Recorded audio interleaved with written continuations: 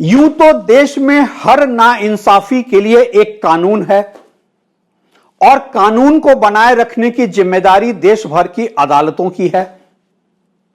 लेकिन तब कोई क्या करे जब वो सिस्टम से मारा हो, उसके साथ चीटिंग हुई हो और अदालत कानून को बचाते बचाते इंसाफ को ना बचा पाए। मामला घर खरीदारों से जुड़ा है, मामला रेरा से जुड़ा है और पंजाब एंड हरियाणा हाईकोर्ट का एक फैसला देश भर के घर खरीदारों को आहत करने वाला है। मामला रेरा के रिकवरी सर्टिफिकेट का है। जब से 2017 से रेरा एग्जिस्टेंस में आया है, घर खरीदारों की सबसे बड़ी शिकायत ही यही रही है कि रेरा एक टूथलेस टाइगर है। रेरा पेपर डिक्री देता है। रेरा के रिकवरी सर्टिफिकेट डीएम के ऑफिस में, कलेक्ट्रेट में धूल खाते हैं। लेकिन हरियाणा में जब इसके बिल्कुल विपरीत कुछ हुआ तो उस पर बात करना लाजमी है। आपको याद होगा कितने ही मामले ऐसे हुए हैं जिसमें हाईकोर्ट ने डीएम के ऊपर कंटेम्प्ट पिटीशन लगाया है और यह कई स्टेट में हो चुका है। डीएम को कोर्ट में तलब किया जाता है कि आप रेरा के रिकवरी सर्टिफिकेट को लेकर बैठे क्यों होते हैं। लेकिन यहां तो मामला ऐसा उल्टा है। दरअसल पिछले साल मई के महीने में हरियाणा सरकार ने एक नोटिफिकेशन जारी किया था। उस नोटिफिकेशन के तहत रेरा को यह पावर्स दे दिए गए थे कि वो रिकवरी खुद कर सकते हैं।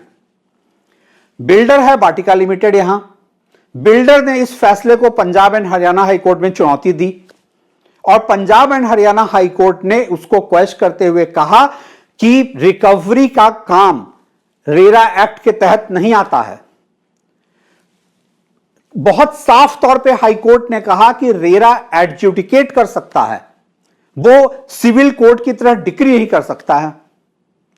सवाल यह उठता है, अगर रेरा सिर्फ पेपर डिक्री देता रहेगा, अगर सिर्फ रेरा रिकवरी सर्टिफिकेट देता रहेगा तो देश भर में रेरा की जरूरत क्या है? क्या पंजाब एंड हरियाणा हाईकोर्ट के पास वो ऑप्शन नहीं था कि सरकार के नोटिफिकेशन के रास्ते वो होम बायर्स के लिए इंसाफ का रास्ता तय करे? अगर ऐसा होता तो एक प्रेसिडेंट सेट होता। देश भर के दूसरे राज्यों में भी होम बायर में एक उम्मीद जगती। सारे RERA across the country RERA powerful होता।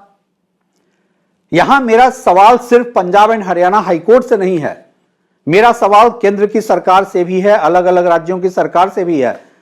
अगर रेरा आपको, जैसा कि सुप्रीम कोर्ट ने एक जजमेंट में कहा था कि अगर रेरा आपको एक्स ब्यूरोक्रेट का रिहैबिलिटेशन सेंटर बनाना है तो कम से कम गरीब होम बायर्स को उम्मीद मत जगाइए।